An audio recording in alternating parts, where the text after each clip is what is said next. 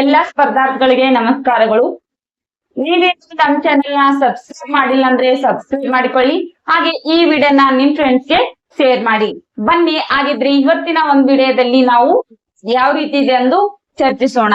ಇಂದಿನ ಒಂದು ಅಧ್ಯಯನದಲ್ಲಿ ನಾವು ವರ್ಣಮಾಲೆ ಎಂದರೇನು, ವರ್ಣಮಾಲೆಯಲ್ಲಿ ಎಷ್ಟು ಪ್ರಕಾರಗಳಿವೆ ಅನ್ನೋದು ನಾವು ಇಂದಿನ ಒಂದು ಅಧ್ಯಯನದಲ್ಲಿ ಚರ್ಚಿಸಿದ್ದೇವೆ. ಹಾಗಿದ್ರೆ ಇವತ್ತಿನ ಒಂದು ಅಧ್ಯಯನದಲ್ಲಿ ಯಾವ ರೀತಿ ಇದೆಯಪ್ಪ ಅನ್ನೋದನ್ನು ನಾವು ಇವತ್ತಿನ ಒಂದು ವಿಡಿಯೋದಲ್ಲಿ ಚರ್ಚಿಸೋಣ. ಬಟ್ ಸ್ವರಾಕ್ಷರದ ಅರ್ಥ, ಸ್ವರ ಅಂದ್ರೆ ಏನಪ್ಪಾ ಅಂದ್ರೆ ಸ್ವತಂತ್ರವಾಗಿ ಉಚ್ಚರಿಸಲ್ಪಡುವ ಅಕ್ಷರಗಳನ್ನು ಸ್ವರಾಕ್ಷರಗಳು ಎನ್ನುತ್ತೇವೆ. ಅಂದ್ರೆ ಯಾವುದೇ ಒಂದು ಅಡೆತಡೆ ಇಲ್ಲದೆ ನಮಗೆ ಸ್ವತಂತ್ರವಾಗಿ ಉಚ್ಚಾರಣೆ ಮಾಡಲು ಬಳಸುವ ಅಕ್ಷರಗಳನ್ನು ನಾವೇನಪ್ಪಾ ಅಂತೀವಿ ಅಂದ್ರೆ ಸ್ವರಾಕ್ಷರ ಎಂದು ಕರೆಯುತ್ತೇವೆ.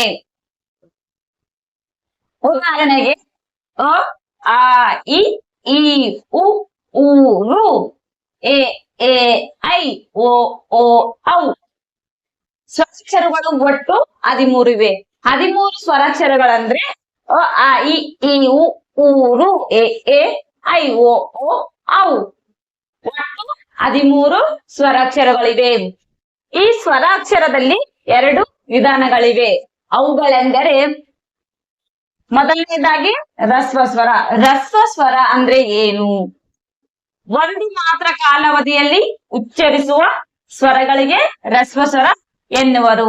ಅಂದ್ರೆ ರಸ್ವ ಸ್ವರ ಅಂದ್ರೆ ಒಂದೇ ಮಾತ್ರದ ಕಾಲದಲ್ಲಿ ನಾವು ಉಚ್ಚರಿಸಲ್ಪಡುವ ಅಕ್ಷರಗಳು.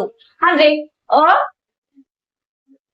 ಅ, ಈ, ಉ, ರು, ಎ, ಓ ಹೀಗೆ ಒಂದು ಮಾತ್ರದಲ್ಲಿ ನಾವು ಉಚ್ಚಾರಣೆ ಮಾಡತಕ್ಕಂತ ಅಕ್ಷರಗಳಿಗೆ ನಾವು ರಸ್ವ ಸ್ವರ ಅಂತೀವಿ. ಒಟ್ಟು ರಸ್ವ ಸ್ವರಗಳು ಎಷ್ಟು ಇರ್ತಾವಪ್ಪ ಅಂದ್ರೆ 6 ರಸ್ವ ಸ್ವರಗಳು ಇರ್ತವೆ.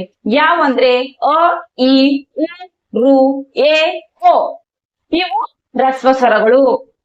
ನೋಡ್ರಿ ಉದಾಹರಣೆ ಅ, ಈ, ಉ, ರು, ಎ, ಓ ಅಂದ್ರೆ ಉಚ್ಚಾರಣೆ ಕಡಿಮೆ ಸಮಯದಲ್ಲಿ ಮಾಡ್ತೀವಲ್ಲ, ಕಡಿಮೆ ಸಮಯದಲ್ಲಿ ಉಚ್ಚಾರಣೆ ಮಾಡುವ ಅಕ್ಷರಗಳಿಗೆ ನಾವು ರಸ್ವ ಸ್ವರ ಎಂದು ಕರೆಯುತ್ತೇವೆ. ನೆಕ್ಸ್ಟ್ ದೀರ್ಘ ಸ್ವರ. 2 ಮಾತ್ರ ಕಾಲಾವಧಿಯಲ್ಲಿ ಉಚ್ಚರಿಸುವ ಸ್ವರಗಳಿಗೆ ದೀರ್ಘ ಸ್ವರ ಎನ್ನುವರು.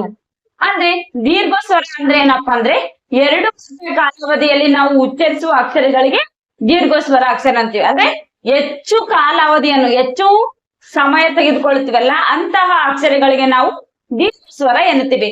ದೀರ್ಘ ಸ್ವರದಲ್ಲಿ ಎಷ್ಟು ಅಕ್ಷರಗಳಿವೆ ಅಂದ್ರೆ 7 ದೀರ್ಘ ಸ್ವರದ ಅಕ್ಷರಗಳಿವೆ. ಆ 7 ಅಕ್ಷರಗಳು ಯಾವಪ್ಪ ಅಂದ್ರೆ ಆ, ಈ, ಉ, ಎ, ಐ, ಓ, ಔ. ಹೀಗೆ ನಾವು ದೀರ್ಘವಾಗಿ ಅಕ್ಷರಗಳನ್ನು ಹೇಳಿದಾಗ ಉಚ್ಚಾರಣೆ ನಾವು ಒಂದು ನೋಡ್ಬೇಕಾಗುತ್ತೆ. ಅವೇ ಇಲ್ಲಿದೆ ನೋಡಿ ಆ, ಈ, ಉ, ಎ, ಐ, ಓ, ಔ. ಈ ರೀತಿ ನಾವು ಉಚ್ಚಾರಣೆ ಮಾಡ್ಬೇಕಾಗುತ್ತೆ. ಇದಕ್ಕೆ ನಾವು ದೀರ್ಘ ಸ್ವರ ಅಕ್ಷರಗಳು ಎಂದು ಕರೆಯುತ್ತೇವೆ. ದೀರ್ಘ ಅಕ್ಷರದಲ್ಲಿ ನಮ್ಗೆ ಗೊತ್ತಿರ್ತದ್ದು ಸ್ವರಾಕ್ಷರಗಳಲ್ಲಿ 2 ಪ್ರಕಾರ, ಒಂದು ರಸ್ವ ಸ್ವರ, ಇನ್ನೊಂದು ದೀರ್ಘ ಸ್ವರ ಅನ್ನೋದು ಒಂದೇ ಗೊತ್ತು. ಆದ್ರೆ ನಾವು ಉಚ್ಚಾರಣೆ ಮಾಡಲಿ ಯಾವ ಸ್ವರಗೆ ಸಂಬಂಧ ಪಟ್ಟಿದೆ ಅನ್ನೋದನ್ನ ಯಾರಿಗೂ ಗೊತ್ತಿಲ್ಲ. ಅದೇ ಇದೆ ನೋಡಿ, ಸಂಧ್ಯಾಕ್ಷರ ಅಥವಾ ಸ್ವರ. ಈ 2 ದೀರ್ಘ ಸ್ವರಾಕ್ಷರದಲ್ಲಿ ಬರ್ತದ.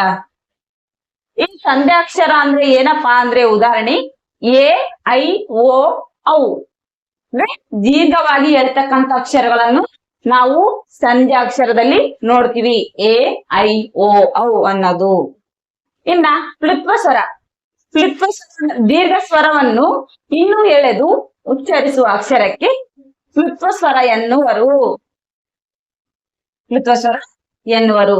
ಕ್ಲಿಪ್ತ ಸ್ವರ ಅಂದ್ರೆ ಏನಪ್ಪಾ ಅಂದ್ರೆ ದೀರ್ಘ ಅಕ್ಷರ ಅಂದ್ರೆ ದೀರ್ಘ ಸ್ವರವನ್ನು ಇನ್ನಷ್ಟು ಎಳೆದುಕೊಂಡು ಹೇಳುವುದೇ ಕ್ಲಿಪ್ತ ಸ್ವರ ಎನ್ನುತ್ತೇವೆ.